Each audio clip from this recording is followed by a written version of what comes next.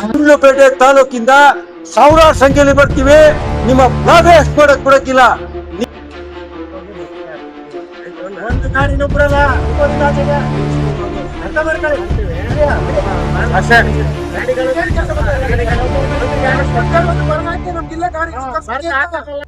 ಇವಾಗ ಗುಂಡ್ಲುಪೇಟೆ ಡಿಪೋ ಬಂದಿದ್ದೀವಿ. ಹೊಸಳ್ಳಿ ಗ್ರಾಮಕ್ಕೆ ಬಂದಿದ್ದು ಇದೊಂದು. ಎಲ್ರಿಗೂ ನಮಸ್ಕಾರ. ಏನು ಇವತ್ತು ದಿನಾಂಕ 2/8/2026 ಇವತ್ತು ಗುಂಡ್ಲುಪೇಟೆಯಲ್ಲಿ ತಾಲೂಕಿನ ಪೂರ್ವಭಾವಿ ಸಭೆಯನ್ನು ಕರೆದಿದ್ದೀವಿ. ಈಗಾಗಲೇ ಎಲ್ಲ ರೈತ ಬಂಧುಗಳು ಹೊಸ ಪ್ರವಾಸಿ ಮಂದಿರಕ್ಕೆ ಬಂದು ಸೇರಿದ್ದೀವಿ. ಇನ್ನು ಉಳಿದಂಥ ನಮ್ಮ ರೈತ ಮಿತ್ರರು ದಯವಿಟ್ಟು ಗುಂಡ್ಲುಪೇಟೆ ತಾಲೂಕಿನ ಹೊಸ ಪ್ರವಾಸಿ ಮಂದಿರಕ್ಕೆ ಬರಬೇಕಂತ ಮುಖಾಂತರ ತಿಳಿಸ್ತಾ ಇದ್ದೀವಿ. ಎಲ್ಲರಿಗೂ ನಮಸ್ಕಾರ. ಇವತ್ತು ಗುಂಡ್ಲುಪೇಟೆ ತಾಲೂಕಲ್ಲಿ ಪೂರ್ವಭಾವಿ ಸಭೆ ಮಾಡೋಕ್ಕೆ ಎಲ್ಲ ಸಿದ್ಧತೆ ನಡೆದಿತ್ತು.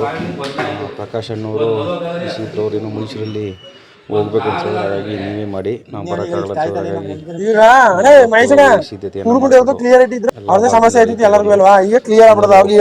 ಹೆಚ್ಚು ಈಗ ಮೊದಲು ಎಷ್ಟು ಜನ ಕೊಟ್ಟರೆ ನಾವು ಒಂದಷ್ಟು ID ಕಾರ್ಡ್ಗಳ ವಿತರಣೆಯನ್ನು ಮಾಡಲಾಯಿತು. ಸುಮಾರು ಒಂದು ನೀವು ಅವ್ರ ಮೇಲೆ ಯಾವ್ದೇ ರೀತಿ ಒಂದು ತಪ್ಪು ತಿಳ್ಕೊಂಬಕ್ ಹೋಗ್ಬೇಡಿ. ಯಾಕಂದ್ರೆ ನಾವು ಕಣ್ಣಾರೆ ಕಂಡಿವಿ, ಅದಕ್ಕೆ ಈ ಮಾಹಿತಿ ನಿಮ್ಗೆ ಹೇಳ್ತಾವೆ. ಇಲ್ಲ ನಿಮ್ದು ಎಲ್ಲ ಕಾರ್ಡ್ ಲೆಕ್ಕ ಸರಿ ಕ್ಲಿಯರ್ ಆಯ್ತು. ಇನ್ ಮುಂದಕ್ಕ ಹೋರಾಟಗಳಲ್ಲಿ ಪ್ರತಿಯೊಂದು ಹೋರಾಟಗಳನ್ನು ಭಾಗವಹಿಸಿ ಬನ್ನಿ ಅಂತ ಕೇಳ್ತೀನಿ ಅಷ್ಟೇ. ಇನ್ನೇನಿಲ್ಲ. ಯಾವ್ದು ಕನ್ಫ್ಯೂಷನ್ ಇಟ್ಕೋಬೇಡಿ.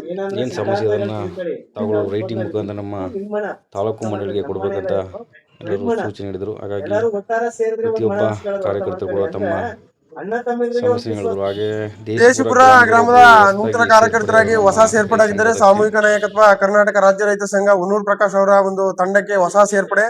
ದೇಶಿಪುರದ ಗ್ರಾಮದಿಂದ ಕಾರ್ಯಕರ್ತರು ಸೇರ್ಪಡೆ ಆಗಿದ್ದಾರೆ. ಬಹಳ ಹೆಮ್ಮೆಯ ವಿಚಾರ. ಹೊನ್ನೂರು ಪ್ರಕಾಶನ್ ಟೀಮು ಅಂತಂದ್ರೆ ಎದುರ್ಕೊಂಡು ಸಾಹಿತ್ಯ ಯಾವುದೇ ಅಧಿಕಾರಿ ಆದೋರ್ತಿಗೆ ಬೇರೆ ಸಂಘದಲ್ಲಿ ಯಾವ ಅಧಿಕಾರಿ ಇರಲ್ಲ. ತೆಗಿಯೋ ಮಾತಾಡ್ಬಿಟ್ಟು ಇತ್ತಾಗಿ ಇಸ್ಕೊಂಡ್ ತಿಂತಾರಲ್ಲ ಆ ಸಂಘ ಎಲ್ಲ ಇದು ಪವಿತ್ರವಾಗಿ ನಡೆಯುವಂತ ಸಂಘ ಇದು. ಇದರಂತ ಹೋಗೋರು ಯಾವುದೂ ಇಲ್ಲ. ಎಲ್ಲ ತಿಳ್ಕೊಳ್ಳಿ. ಇದ್ರ ಬಗ್ಗೆ ನೀವು ಬನ್ನಿ. ಏನು ಒಂದು ಸಣ್ಣ ಪುಟ್ಟ ತಪ್ಪಾಗಿರ್ತಾವ ಅದನ್ನೆಲ್ಲ ಕ್ಷಮಿಸಿ ಮುಂದೆ ಸಂಘ ಬೆಳೆಸ್ಕೊಂಡವ್ರನ್ನ ಎಲ್ಲ ಸೇರಿ ಒಂದು ಒಗ್ಗಟ್ಟಿನಿಂದ ಹಾಗೆ ತಾಲೂಕು ಮಂಡಳೆಲ್ಲ ಮಾತಾಡಿ ತಮ್ಮ ಗ್ರಾಮದ ಸಮಸ್ಯೆಗಳನ್ನ ಹೇಳಿ ಅಂತ ಹೇಳಿದಾಗ ಪ್ರತಿಯೊಂದು ಗ್ರಾಮಗಳು ತಮ್ಮ ತಮ್ಮ ಸಮಸ್ಯೆಯನ್ನ ಹೇಳ್ಕೊಂಡ್ರು. ಅವ್ರಿಗೆ 6 ತಿಂಗಳ ಯಾವುದೇ ಪರಿಹಾರ ಬಂದಿಲ್ಲ. ಮೊನ್ನೆ ನಾನು ಎಲ್ಲ ನಮ್ಮ ಸದಸ್ಯರು ಮೀಟಿಂಗ್ ಮಾಡಿ ಅದ್ರ ಬಗ್ಗೆ ಚರ್ಚೆ ಮಾಡ್ಕೊಂಡು ಆ ವಿಚಾರನ ಇಲ್ಲಿ ತರ್ತೇನೆ. ಮತ್ತೆ ಇನ್ನೊಂದು ಅಂದ್ರೆ ನಮ್ಮೂರಲ್ಲಿ ಒಂದು 10 ದಿನ 12 ದಿನ ಆಗಿದೆ ರೋಡಲ್ಲೇ ಮೇನ್ ಟ್ಯಾಂಕ್ಗೆ ನೀರು ಹೋಗೋದು ಪೈಪ್ ಹೊಡೆದಾಗೆ. ನಾನೇ ಖುದ್ದಾಗಿ ವಿಡಿಯೋಗೆ ಫೋನ್ ಮಾಡಿ ಬಂದು ವಿಸಿಟ್ ಮಾಡ್ಕೊಂಡಿದ್ದೆ. ಮೊನ್ನೆ ಎಲ್ಲೆಲ್ಲೋ ಮಾಡಿದೆ. ಅದು ಇನ್ನೂ ಪರಿಹಾರ ಮಾಡಿಲ್ಲ.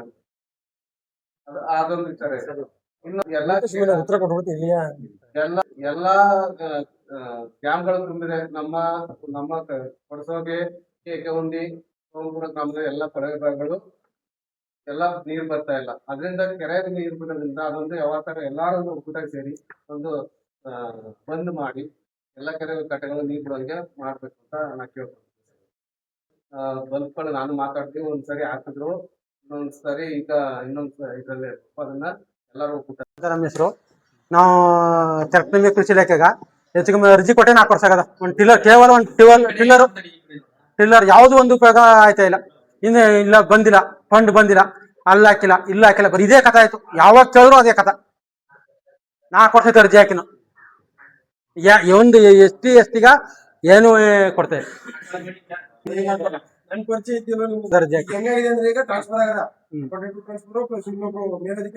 ಯಾವ ಹೇಳಿ ಸೋಮನ್ಪುರ ತರಟ್ನಮಿ ಸ್ಟೇಷನ್ ಇಂದ ದೇವಪುರ IPಗೆ ಕರೆಂಟು ಪ್ರಾರಂಭ ಆಯ್ತದೆ 6 ಗಂಟೆ ಮೇಲೆ. ಸಂಜೆ ಮೇಲೆ ನಾವು ಜಮೀನ್ದಾರದಿಂದ ಚಿರತೆ ಹುಳಿ ಅದಕ್ಕೆ ಆಟಗಳಿರ್ತವೆ. ಈ ಸಮಸ್ಯೆನ ಬಗೆಹರಿಸ್ಕೊಳ್ಬೇಕು. ನಮ್ಮೂರಿಗೆ ನಾವು ಬಸ್ ಬೇಕು ಅಂತ ನಗರಕ್ಕೆ ಹೋಗಿ ಹೇಳಿದ್ರು ಕೂಡ 4:15ಗೆ ಬಸ್ ಬಿಡಿ ಅಂತ ಹೇಳಿದ್ವಿ. ಬಸ್ನು ಬಿಟ್ಟಿಲ್ಲ. 4:15ಗೆ ಕಳಿಸ್ತಾ ಇದಾರೆ ಡಿಪೋದಲ್ಲಿ. ಹೇಳಿ ಸಾಕಾಗಿದೆ ನಮಗೂ. ಹುಡುಗರುಗಳು ಹೋಗಕ ಮಾಡಕ ತೊಂದ್ರೆ ಅದ.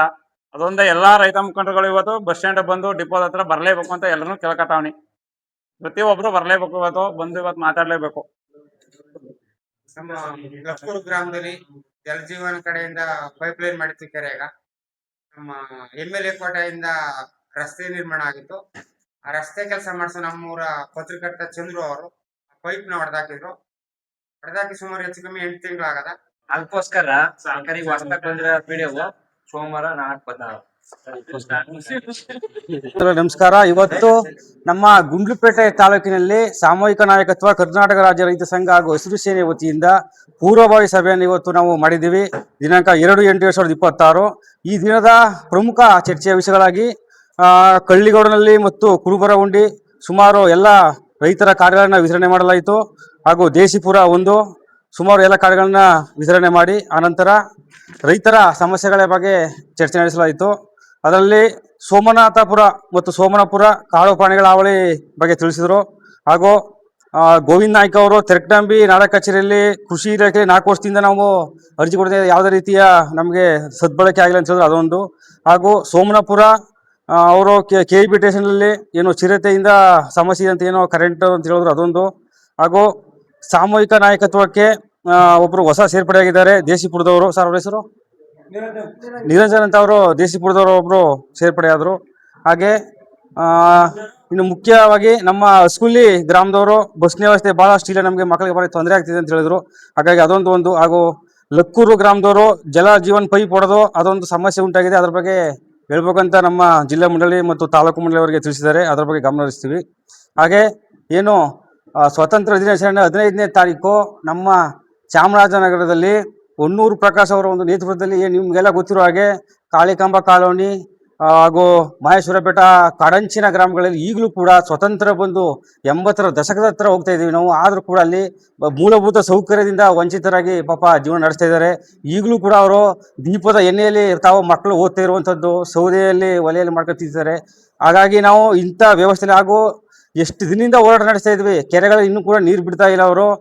ಇದನ್ನೆಲ್ಲ ನಾವು ಗಮನ ಇಟ್ಕೊಂಡು 15ನೇ ತಾರೀಕು ಅತಿ ಹೆಚ್ಚು ಜನ ನಮ್ಮ ಗುಂಡ್ಲುಪೇಟೆ, ಚಾಮರಾಜನಗರ ಮತ್ತು ಈ ನಮ್ಮ ಗುಂಡ್ಲುಪೇಟೆ ತಾಲೂಕಿನ ಬರ ಪೀಡಿತ ಪ್ರದೇಶ ಅಂತ ಘೋಷಣೆ ಮಾಡಬೇಕು. ಹಾಗಾಗಿ ಈ ಅಯೋಗ್ಯರಿಗೆ, ರಾಜಕಾರಣಿ ಅಯೋಗ್ಯರಿಗೆ ಇದನ್ನೆಲ್ಲ ಮಾಡೋಕ್ಕಾಗ್ತಾ ಇಲ್ಲ. ಹಾಗಾಗಿ ಇವರು ಈ ನಮ್ಮ ಭಾರತ ದೇಶದ ಧ್ವಜವನ್ನು ಇವರು ಆರಿಸಬಾರ್ದು, ಇವ್ರಿಗೆ ಯೋಗ್ಯತೆ ಇಲ್ಲ.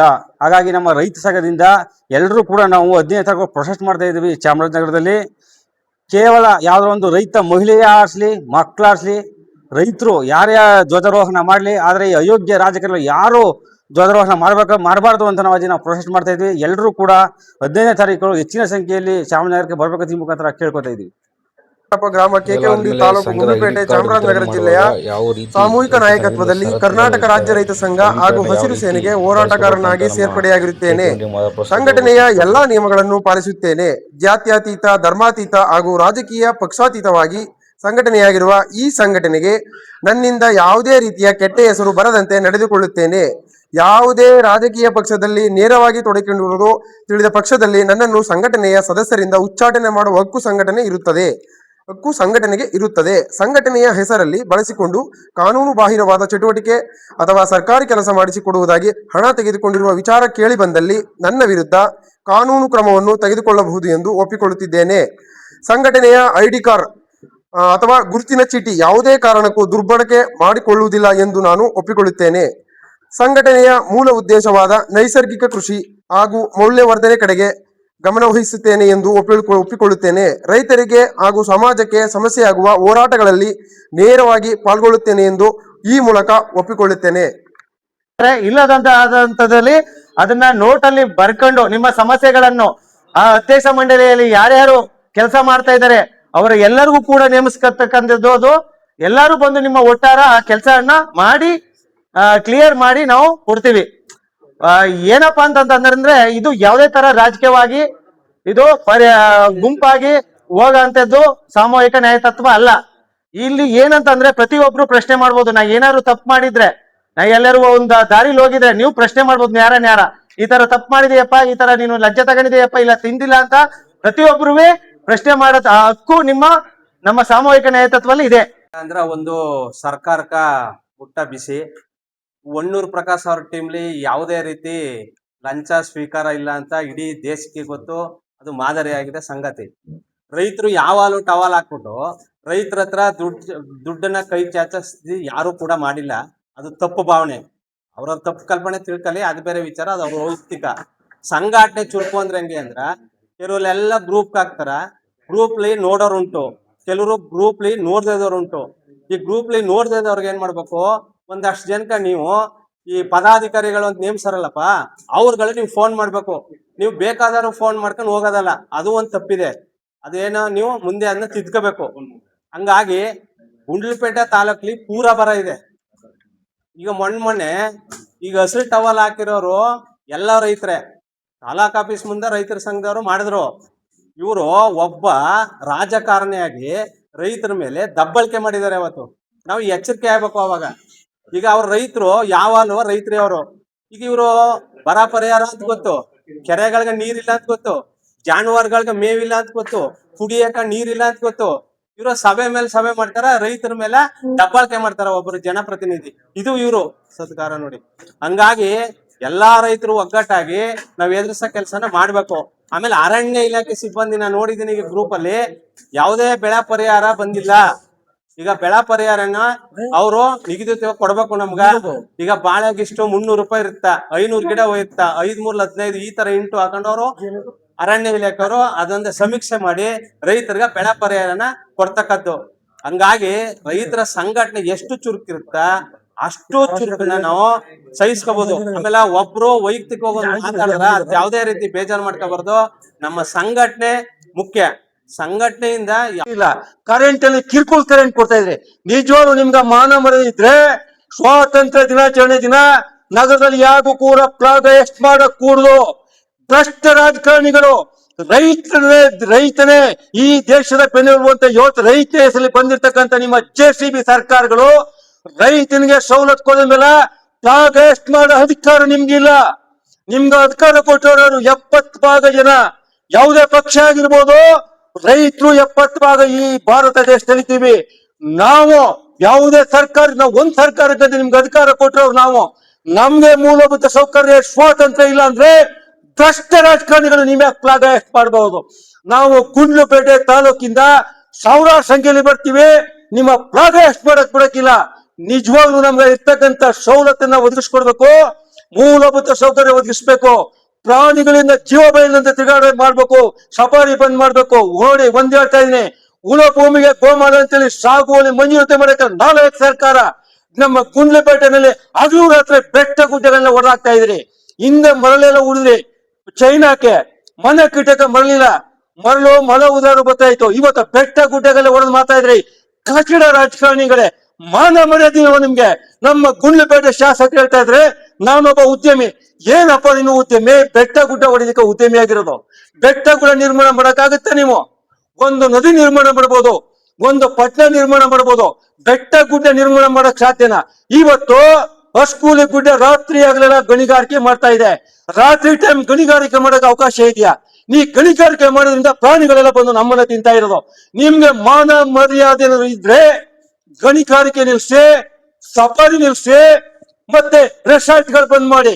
ನಮ್ಗೆ ದೇವಸ್ಥಾನಕ್ಕೆ ಹೋಗ್ತಕ್ಕಂತ ಜನಗಳಿಗೆ ನಿರ್ಬಂಧ ಇರೋದಕ್ಕೆ ನೀವು ಭ್ರಷ್ಟ ರಾಜಕಾರಣಿಗಳು ತಲೆ ಹಿಡಿಯ ಕೆಲಸ ಮಾಡ್ತಾ ಇದ್ರೆ ರೆಸಾರ್ಟ್ಗಳಲ್ಲಿ. ಕಚಡ ತಿನ್ನಿ, ಪಾಯ್ಖಾನೆ ತಿನ್ನಿ. ನೀವು ರೂಮ್ಗೆ ಎಷ್ಟು ರೂಪಾಯಿ ಬರ್ತಾ ಅಂತ ಅಂದ್ಬಿಟ್ಟು ನಮ್ಗೆ ಯಾಕೆ ಸ್ವಾತಂತ್ರ್ಯ ಇಲ್ಲ? ದೇವಸ್ಥಾನಕ್ಕೆ ಕೈ ಮುಗಕ್ಕೆ ಅವಕಾಶ ಇಲ್ಲ, ಮೋಜು ಮಸ್ತಿ ಮಾಡಕ್ಕೆ ಅವಕಾಶ ಕೊಡ್ತಾ ಇದ್ರಿ. ನೋಡಿ, ಇನ್ನು ರೆಸಾರ್ಟ್ ಬಂದ್ ಮಾಡ್ಬೇಕು, ಸಫಾರಿ ಬಂದ್ ಮಾಡ್ಬೇಕು ಅಂತಂದ್ರೆ ಸರಿ, ಇಲ್ಲ ಅಂತ ನಿಮ್ಮ ಯಾವುದೇ ಕಾರಣಕ್ಕೂ ನೀವು ಭ್ರಷ್ಟ ರಾಜಕಾರಣಿಗಳಿಗೆ ನಾವು ಪ್ರೋಗ್ರೆಸ್ ಮಾಡಕ್ಕೆ ಅವಕಾಶ ಕೊಡಲ್ಲ ಅಂತ ಹೇಳ್ತಾ ಇದ್ದೀನಿ. ಜೈ ಹಿಂದ್, ಜೈ ರೈತ.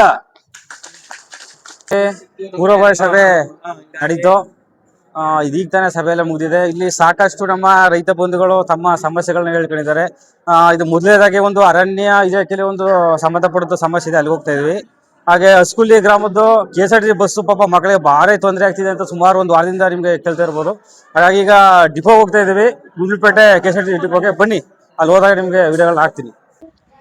ಮೊದಲಿಗೆ ಬಹಳ ಸಮಸ್ಯೆ ಅಂದರೆ ಏನು, ಸುಮಾರು 7 ದಿನದಿಂದ ನಾವು ನ್ಯೂಸೆಲ್ಲ ಹಾಕಿದ್ದು KSRTC ಬಸ್ತು ಪಾಪ ಮಕ್ಕಳಿಗೆ ಭಾರಿ ಸಮಸ್ಯೆ ಆಗಿದೆ ಹಸ್ಕುಲಿ ಗ್ರಾಮದ ಕಡೆ ಅಂತ ಹೇಳಿದ್ರು. ಹಾಗಾಗಿ ಮೊದಲು ನಾವು KSRTC ಬಸ್ ಕಡೆನೇ ಹೋಗೋಣ, ಯಾಕಂದರೆ ಮಕ್ಕಳ ಸಮಸ್ಯೆಗೆ ನಾವು ಒಂದು ವಾರದಿಂದ ಹೇಳಿದ್ರು ಕೂಡ ಅವರು ಸರಿಯಾಗಿ ಸ್ಪಂದಿಸಿಲ್ಲ. ಹಾಗಾಗಿ KSRTC ಬಸ್ ಕಡೆ ನಾವು ಎಲ್ಲ ಹೊರಟು ನೋಡ್ತಾ ಇದ್ದೀರಾ. ಇದೀಗ ತಾನೇ ಸಭೆ ಎಲ್ಲ ಮುಗೀತು. ಏನೀಗ ಮೊದಲಿಗೆ ನಾವು KSRTC ಬಸ್ ಸ್ಟ್ಯಾಂಡ್ ಹೋಗ್ತಾ ಇದ್ವಿ. ಯಾಕಂದರೆ ಏನು ಹಸ್ಕುಲಿ ಗ್ರಾಮದಲ್ಲಿ ಸಾಕಷ್ಟು ಸುಮಾರು ಒಂದು ತಿಂಗಳಿಂದನೂ ಕೂಡ ನಾವು ತಿಳಿಸ್ಕೊಂಡು ಬಂದಿದ್ದೀವಿ. ಮಕ್ಕಳಿಗೆ ಸಂಜೆ ಟೈಮಲ್ಲಿ ಮನೆಗಳಿಗೆ ಹೋಗೋಕ್ಕೆ ಬಹಳ ತೊಂದರೆಯಾಗಿದೆ. ಬಸ್ಗಳನ್ನ ಬಿಟ್ಕೊಡಿ ಅಂತ ನಾವು ಹೇಳಿದ್ರು ಕೂಡ ಅವರು ಅವತ್ತು ಹೇಳಿದ ದಿನ ಒಂದಿನ ಮಾತ್ರ ಬಿಟ್ಟಿದ್ದಾರೆ ಅವರು ಬಸ್ಸನ್ನ 4:15ಗೆ. ಆದ್ರೆ ಮುಂದಿನ ದಿನಗಳಲ್ಲಿ ಯಾವುದೇ ರೀತಿಯ ಬಸ್ ವ್ಯವಸ್ಥೆ ಕೂಡ ಮಾಡಿಲ್ಲ. ಮಕ್ಕಳು ನೀವು ನೋಡ್ತಾ ಇರ್ಬೋದು, ನಿನ್ನೆ ನಾನು ವಿಡಿಯೋದಲ್ಲಿ ಹಾಕಿದ್ದೆ, ಎಲ್ಲರೂ ಪಾಪ ಸ್ಕೂಲ್ ಮುಂದೆ ಕಾಯ್ಕೊಂಡು ನಿಂತಿದ್ದಾರೆ. ಯಾವುದೇ ರೀತಿಯ ಬಸ್ಗಳು ಇರಲಿಲ್ಲ. 5 ಗಂಟೆ 5:15 ಮೇಲೆ ಕಳಿಸ್ತಾರೆ. ಸೊ ಹಾಗಾಗಿ ಇಷ್ಟೆಲ್ಲ ಹೇಳಿದ್ರು ಕೂಡ ಇವರು ಸ್ಪಂದಿಸ್ತಾ ಇಲ್ಲ.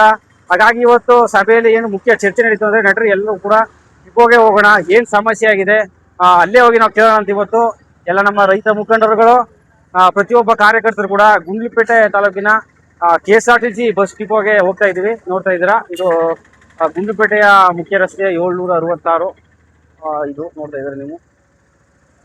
ಸೊ ಎಲ್ಲರೂ ಕೂಡ ರಸ್ತೆಯಲ್ಲೇ ನಡ್ಕೊಂಡು ಹೋಗ್ತಾ ಇದೀವಿ. ಇಷ್ಟೆಲ್ಲ ಹೋರಾಟ ಮಾಡಿದ್ರು ಕೂಡ ಈ ಅಯೋಗ್ಯರಿಗೆ, ಈ ಬಡವ ಏನ್ ನಮ್ಮ ಮಕ್ಕಳು ಪಾಪ ಶಿಕ್ಷಣ ಕಲಿಯಕ್ಕೆ ಬರೋಕ್ಕೂ ಕೂಡ ಒಂದು ಸಾರಿಗೆ ವ್ಯವಸ್ಥೆ ಇಲ್ಲ ಅಂದ್ರೆ ಯಾವ ಮಟ್ಟಕ್ಕೆ ನಾವು ವ್ಯವಸ್ಥೆಯಲ್ಲಿ ಇದೀವಿ ಅಂತ ನೀವು ನೋಡ್ತಾ ಇರ್ಬೋದು. ಮಕ್ಕಳು ಪಾಪ ಸರಿಯಾದ ಟೈಮ್ಗೆ ಮನೆಗೆ ಹೋಗಕ್ಕಾಯ್ತಾ ಇಲ್ಲ. ಇದೇ ಟೆನ್ಷನ್ ಇರ್ತಾರೆ. ಈಗ ಓದೋ ಅಂತ ಇದ್ರಲ್ಲಿ ಓದಕ್ಕೆ ಆಗ್ತಿರ್ಲಿಲ್ಲ ಅವ್ರಿಗೆ. ಏನಪ್ಪ ಅಂದ್ರೆ ಬಸ್ ಯಾವಾಗ ಬರ್ತದೆ, ಮನೆಗೆ ಯಾವಾಗ ತಲುಪ್ತೀವಿ, ಈ ರೀತಿಯ ಒಂದು ಇದೇ ನಡೀತದೆ ಪಾಪ. ಈ ತರ ಒಂದು ಡಿಸ್ಟರ್ಬ್ ಆದ್ರಿಂದ ಮಕ್ಕಳು ಶಿಕ್ಷಣದಿಂದ ವಂಚಿತರಾಯ್ತಾರೆ. ಇವರ ಅಜೆಂಡಾನೇ ಇಷ್ಟು, ನಮ್ಮ ಬಡ ಮಕ್ಕಳು ಓದಬಾರ್ದು, ಶಿಕ್ಷಣಕ್ಕೆ ಹೋಗ್ಬಾರ್ದು, ಇವರು ಹಳ್ಳಿಯವರು ಹಳ್ಳಿಲೇ ಇರಲಿ, ಈ ರೀತಿಯ ಒಂದು ಮನಸ್ತಾಪ ಈ ಸರ್ಕಾರಕ್ಕಿದೆ. ಹಾಗಾಗಿ ಗ್ರಾಮೀಣ ಭಾಗದ ಮಕ್ಕಳಿಗೆ ಯಾವುದೇ ರೀತಿಯ ಬಸ್ಸಿನ ಯೋಚನೆ ಮಾಡ್ತಿರೋದು, ಶಿಕ್ಷಣದಿಂದ ಇವರು ವಂಚಿತರಾಗಿದ್ದಾರೆ. ಹಾಗಾಗಿ ಇವತ್ತು ಬನ್ನಿ ನಾವು ಗುಂಡ್ಲುಪೇಟೆಯ ಬಸ್ ಡಿಪೋ ಹೋಗ್ತಾ ಇದ್ದೀವಿ. ಇಲ್ಲಿ ಏನೋ ಒಂದು 100 ಮೀಟರ್ ಅಂತರದಲ್ಲಿದೆ ಬಸ್ ಡಿಪೋ, ಅಲ್ಲಿ ಹೋಗ್ತಾ ಇದ್ದೀವಿ. ಇದು ನಮ್ಮ ಗುಂಡ್ಲುಪೇಟೆ ತಾಲೂಕಿನ ಚಿತ್ರಣ ನೋಡ್ತಾ ಇದ್ದೀರಾ. ಭಾನುವಾರ ಆಗಿರೋದ್ರಿಂದ ಬಹಳಷ್ಟು ವಾಹನಗಳ ಸಂಖ್ಯೆ ಹೆಚ್ಚಾಗಿದೆ. ಹಾಗೆ ನೋಡ್ತಾ ಇದ್ದೀರಾ, ಮೋಡ ಕವಿದ ವಾತಾವರಣ ಇದೆ. ಆದರೆ ಮಳೆ ಮಾತ್ರ ನಮ್ಮ ಗುಂಡ್ಲುಪೇಟೆ ತಾಲೂಕಿನಲ್ಲಿ ಆಗ್ತಾ ಇಲ್ಲ. ಎಲ್ಲ ಬಂಜರು ಮೋಡ ರೀತಿ ಆಗ್ತಿದೆ. ಸಾಕಷ್ಟು ನಮ್ಮ ಭಾಗದಲ್ಲಿ ಪಾಪ ಎಲ್ಲ ಮಳೆ ಆಶ್ರಿತವಾಗಿ ಇರುವಂಥದ್ದು. ಯಾವುದೇ ರೀತಿಯ ನದಿ ಮೂಲಗಳಿಂದ ನಡ್ರಿ ಒಳಗಡೆ ನಡ್ರಿ. ಬನ್ನಿ, ಇನ್ನೇನೋ ಡಿಪೋ ಹತ್ರ ಬಂದಿದ್ದೀವಿ. ಇವಾಗ KSRTC ಡಿಪೋ ಒಳಗೆ ಹೋಗ್ತಾ ಇದ್ದೀವಿ. ಎಲ್ಲರೂ ಕೂಡ ಬನ್ನಿ, ಅಲ್ಲಿ ಏನು ಇದ್ರ ಬಗ್ಗೆ ಅವರು ಮಾಹಿತಿ ನೀಡ್ತಾರೆ, ಯಾವ ರೀತಿ ರೆಸ್ಪಾನ್ಸ್ ಇದೆ ನೋಡೋಣ. ಇವಾಗ ಎಂಟ್ರಿ ಕೊಟ್ಟು ನಡ್ರಿ ಡೈರೆಕ್ಟ್ ಹಂಗೆ ಹೋಗೋಣ. ಅದೇ ನಮ್ಮ ಗುಂಡ್ಲುಪೇಟೆ KSRTC ಡಿಪೋ ಇದು ನೋಡ್ತಾ ಇದ್ದಾರೆ ನೀವು. ಇವಾಗ ಅಲ್ಲಿ ಹೋಗ್ತಾ ಇದೀವಿ.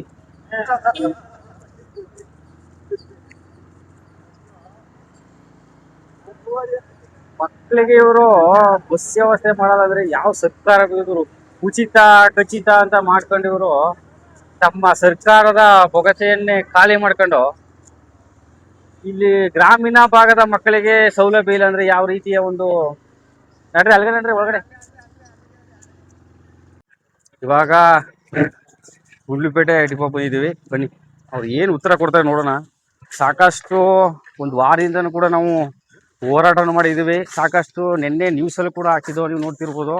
ಮಕ್ಕಳು ಪಾಪ ಸ್ಕೂಲಲ್ಲಿ ಕಾಯ್ಕೊಂಡು ನಿಂತಿರುವಂಥದ್ದು ಬಹಳ ಬೇಸರದ ಸಂಗತಿ ಅಂತಲೇ ಹೇಳ್ಬೋದು. ಮಕ್ಕಳಿಗೆ ಒಂದು ಸಾರಿಗೆ ವ್ಯವಸ್ಥೆಯನ್ನು ಇವರು ಮಾಡ್ತಾ ಇಲ್ಲ ಅಂದರೆ ಯಾವ ರೀತಿಯ ವ್ಯವಸ್ಥೆಯಲ್ಲಿ ನಾವು ಬದುಕ್ತಾ ಇದ್ದೀವಿ. ಸೊ ಹಾಗಾಗಿ ಬನ್ನಿ, ಏನು ವಿಚಾರಗಳು ಇಲ್ಲಿ ಸಂಕ್ಷಿಪ್ತವಾಗಿ ಕೇಳೋಣ. ಇತ್ತೀಚಿನ ದಿನಗಳಲ್ಲಿ ಕೇಳ್ಪಟ್ಟಿದ್ದು ನಮ್ಮ ಚಾಮರಾಜನಗರಕ್ಕೆ ಸಾಕಷ್ಟು ಹೊಸ ಬಸ್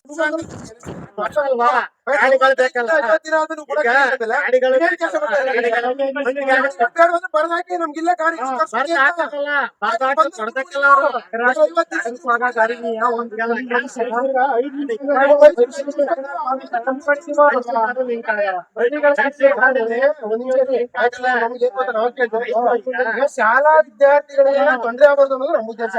ಇಲ್ಲಿ ನಮ್ಗೆ ವೈಯಕ್ತಿಕ ಕೆಲಸ ಇಲ್ಲ. ಶಾಲಾ ವಿದ್ಯಾರ್ಥಿಗಳು ಸ್ಕೂಲ್ ಟ್ರಿಪ್ ಎಲ್ಲ ಲಿಂಕ್ ಮಧ್ಯಾಹ್ನದಾಗ ಮಾತ್ರ ಮೈಸೂರ್ಗೆ ಹೋಗೋದು, ಸಾಯಂಕಾಲ ಟೈಮ್ಗೆ ಅವು ಗಾಡಿ ಹೋಯ್ತವ. ಗಾಡಿಗಳ ಸಾಲ ಗಾಡಿಗಳ ಸಾಲ ಅಂದ್ಬಿಟ್ಟು ನಿಮ್ ಸಂಬಳ ಬರಲ್ವಾ? ಈಗ ಸಂಬಳ ಮಾಡ್ಬೇಕಲ್ಲ, ಮಾಡಕ್ಕೆ ಯಾವ್ದಾರ ಒಂದ್ ಗಾಡಿ ನೆನ್ಸ್ಬೇಕಲ್ಲ.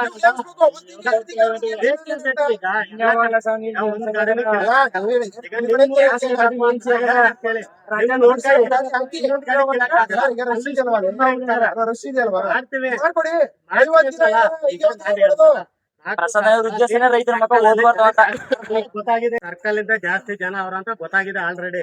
ಆಯ್ತಾ, ಅದಕ್ಕೂ ಏನೋ ಒಂದು ವ್ಯವಸ್ಥೆ ಮಾಡ್ತೀವಿ. ನಾಳೆ ಸರ್ಕಲ್ ನಾಳೆಯಿಂದ ಡಿಪೋಗೆ ಮುಖ್ಯ ಆಗ್ತೀವಿ. ಆಯ್ತು, ಒಂದು ಗಾಡಿನೂ ಬಿಡಲ್ಲ ಡಿಪೋದಿಂದ ಆಚೆಗೆ. 100 ಅದು ಅರ್ಥ ಮಾಡ್ತೀವಿ. ಎಚ್ಚರಿಕೆ ತಗೊಳ್ಳಿ ಅಂತ. ಏನಿವತ್ತು ದಿನಾಂಕ 2/8/2026 ಗುಂಡ್ಲುಪೇಟೆಯಲ್ಲಿ ಪೂರ್ವಭಾವಿ ಸರ್ವೆ ಎಲ್ಲ ಮುಗಿತು. ಹಾಗೆ KSD ಹೋಗಿದ್ದು ಅರಣ್ಯ ಇಲಾಖೆ ಎಲ್ಲ ಮುಗಿಸ್ಕೊಂಡು ತಕ್ಷಣಕ್ಕೆ ಏನು ಗುಂಡ್ಲುಪೇಟೆ ತಾಲೂಕಿನ ಹೊಸಪುರ ಗ್ರಾಮದಲ್ಲಿ ಗ್ರಾಮ ಘಟಕ ನಾವು ಸ್ಥಾಪನೆ ಮಾಡ್ಬೇಕಂತ ಏನೋ ರಾತ್ರಿನೇ ಪ್ರಕಾಶ್ ಅಣ್ಣವ್ರಿಗೆ ಕರೆ ಮಾಡಿದ್ರಂತೆ. ಹಾಗಾಗಿ ಅವರು ಕರೆ ಮುಖಾಂತರ ತಿಳಿಸಿದ್ರು, ಹೋಗಿ ಮಾತುಕತೆ ಆಡ್ಕೊ ಬನ್ನಿ, ಮತ್ತೆ ಅದಕ್ಕೆ ಸಂಖ್ಯೆ ಏನ್ ಬೇಕು, ಬೋರ್ಡ್ ವ್ಯವಸ್ಥೆ ಮತ್ತೆ ಇದೆಲ್ಲ ಅವ್ರಿಗೆ ತಿಳಿಸಿ ಒಂದು ಡೇಟ್ ಕೊಡೋಣ ಅಂತ ಹೇಳಿದ್ರು. ಹಾಗಾಗಿ ಇವತ್ತು ಹೊಸಪುರಕ್ಕೆ ಇವಾಗ ಹೋಗ್ತಾ ಇದೀವಿ. ಹೋಗೋಣ, ಆ ಊರು ಹೇಗಿದೆ ಅಂತ ನೋಡೋಣ. ಇವಾಗ ಗುಂಡ್ಲುಪೇಟೆಗೆ ಹೋಗ್ತಾ ಇದೀವಿ. ಇದ್ದಾನೆ ಹೊಸಪುರ ಗ್ರಾಮ ಯಾವ ರೀತಿ ಇದೆ ಅಂತ ಎಷ್ಟು ಮೊದಲು ಅವರೆಲ್ಲ ಒಪ್ಕೊಂಡು ಪ್ರಕಾಶ ಸಂದರ್ಭದೆಲ್ಲ ತಿಳಿಸಿ ಅಂತಂದರೆ ಅಲ್ಲಿ ಬಂದು ಆಲ್ರೆಡಿ ಎಲ್ಲ ಸೇರಿದ್ರು ನೋಡ್ತಾ ಇದ್ದಾರೆ. ಎಲ್ಲ ನಮ್ಮ ನಮ್ಮ ಸಂಘದ ಸಿದ್ಧಾಂತಗಳು ಪ್ರಕಾಶ್ ಅನ್ನೋರು ಹೇಳೋದು ಈ ವಾರನೇ ಒಂದು ಡೇಟ್ ಕೊಟ್ಟು ಉದ್ಘಾಟನೆ ಮಾಡೋಣ ಅಂತ ಹೇಳಿದ್ರು. ಎಲ್ಲ ಮುಖಂಡರು ಬಹಳ ಉತ್ಸಾಹದಲ್ಲಿದ್ದಾರೆ. ನಾವು 100 ಪ್ರಕಾಶ್ ಅವರ ಟೀಮ್ಗೆ ಸೇರಬೇಕು ಅಂತ ಹೇಳಿದ್ರು. ಎಲ್ಲ ಸಾಮಾಜಿಕ ಮಾಧ್ಯಮದಲ್ಲಿ ನೋಡಿದ್ರಂತೆ. ಹಾಗಾಗಿ ಒಂದು ಪ್ರಾಮಾಣಿಕ ಹೋರಾಟಗಾರ ನಮಗೆ ಬೇಕು ಅಂತ ಎಲ್ಲ ಮುಖಂಡರು ನಮ್ಮನ್ನು ಕರೆಸಿದರು. ಅವ್ರ ಜೊತೆ ಎಲ್ಲ ಕೂಲಂಕುಷವಾಗೆಲ್ಲ ಮಾತಾಡಿ ಬೋರ್ಡ್ ಯಾವ ರೀತಿ ಬರೆಸಬೇಕು ಅದನ್ನೆಲ್ಲ ಫೋಟೋಗಳನ್ನೆಲ್ಲ ಕಳಿಸ್ತೋ ಎಲ್ಲ ಒಪ್ಕೊಂಡ್ರು. ನಾಳೆನೇ ನಮಗೆ ಎಲ್ಲ ವ್ಯವಸ್ಥೆ ಮಾಡಿ ಅಂತ ಹೇಳಿದ್ರು. ಸೊ ಇದೆಲ್ಲ ಮುಗಿಸಿ ಇವತ್ತಿನ ದಿನ